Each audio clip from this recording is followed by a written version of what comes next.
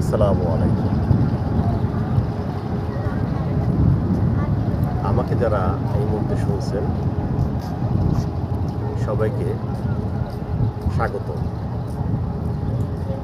আমি আজকে একটি অবগত করতে চাই, প্রশিক্ষিত জনশক্তি দেশ ও জাতির সম্পদ।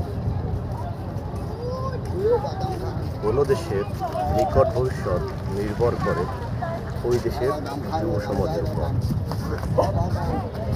প্রশিক্ষণ নিন, নিজে স্বাবলম্বী হন, দেশকে স্বাবলম্বী করুন।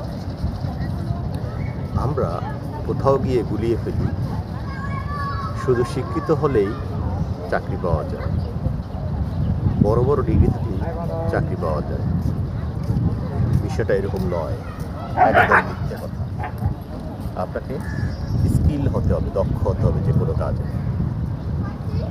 এই দক্ষতা আপনাকে সম্মান দিবে, স্যালারি দিবে এবং একটা সামাজিক অবস্থান তৈরি করে দেবে। ওই এডুকেশনের ভিত্তিতে এবং এই দক্ষতার ভিত্তিতে আপনি একজন পরিণত মানুষ হবেন। শিক্ষা, যাকে দ্য ব্যাকবোন অফ নেশন বলা হয়। কেন বলা হয় জানেন?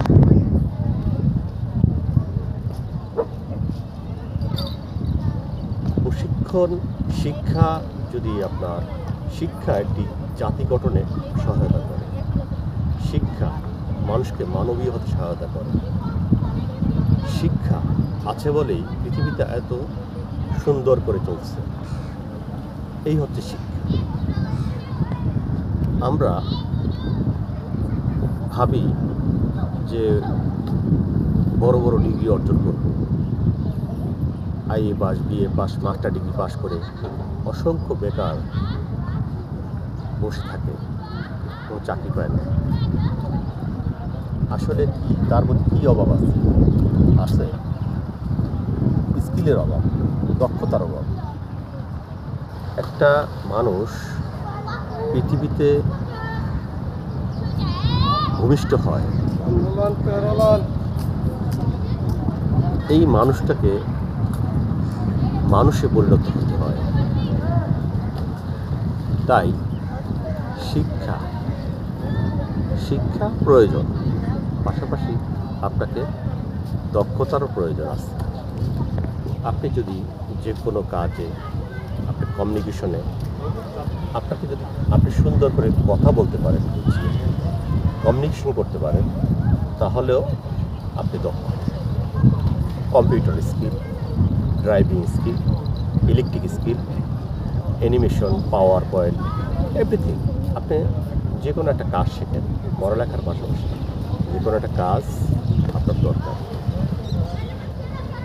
আমি এতটা নির্বোধ নই যেটা সবাই আমাকে ভালো জানবেন।